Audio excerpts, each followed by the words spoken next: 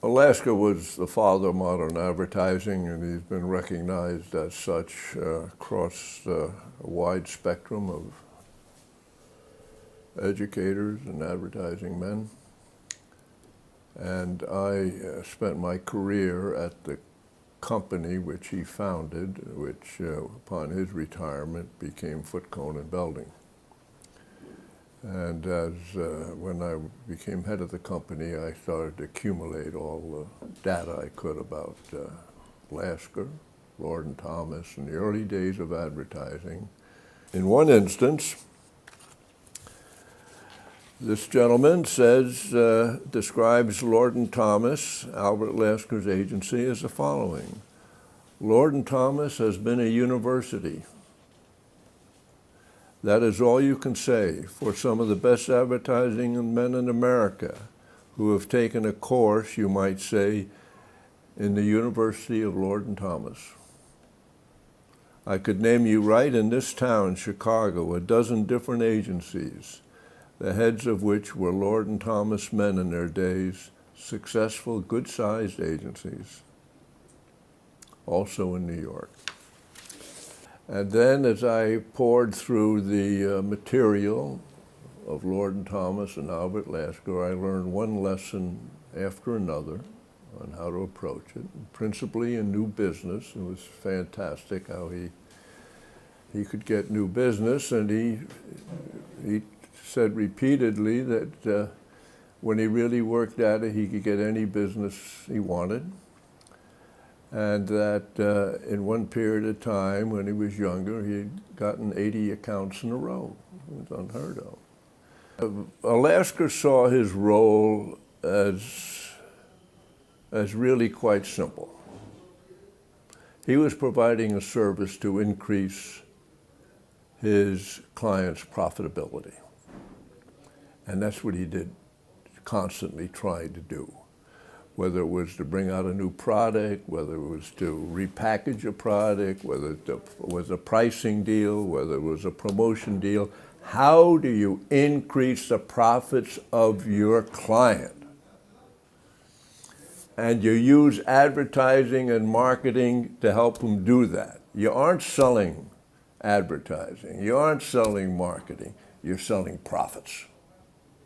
We're in California now, and one of them was Sunkist, and the farmers came to Chicago because Chicago was the railroad center, and all their produce was shipped to Chicago, and they hired Albert Lasker to try to sell oranges, and it started from 7 farmers in Southern California trying to sell their oranges, and he named the product Sunkist, and he invented orange juice, and he great ad, drink an orange, and there's that juice.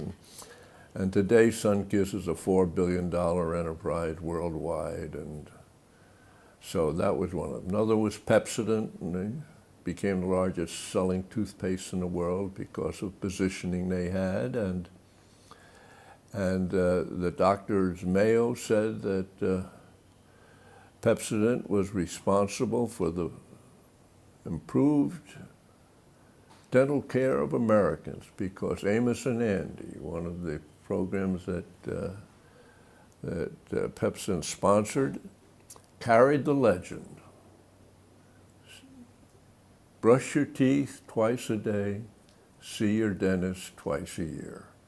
And everybody knew it, and they went to see their dentist, and their teeth improved.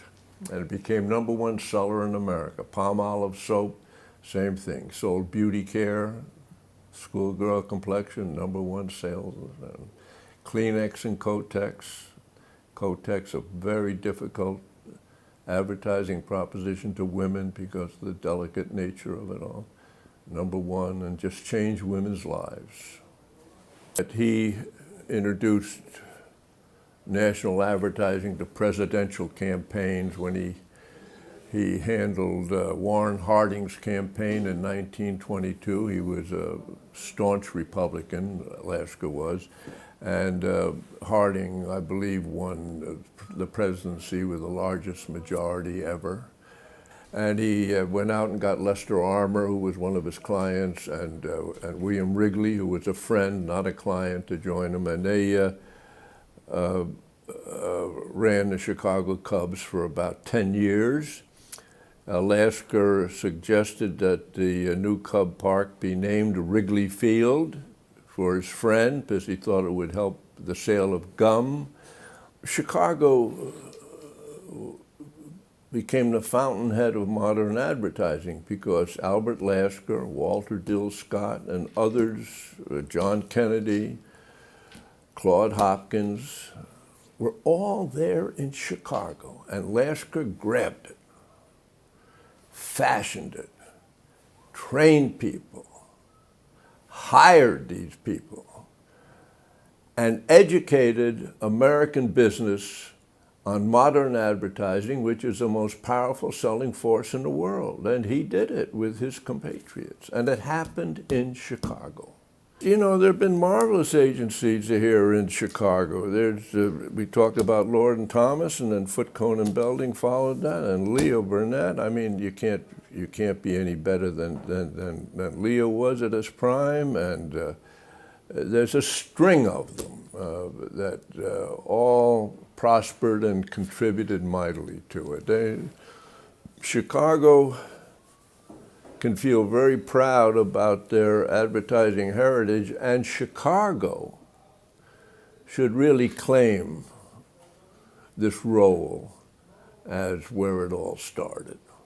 Medill is probably the outstanding, certainly one of the outstanding advertising, marketing, journalism, educational units in the country, if not the world. And they're in Chicago. And it doesn't take much to put two and two together, does it?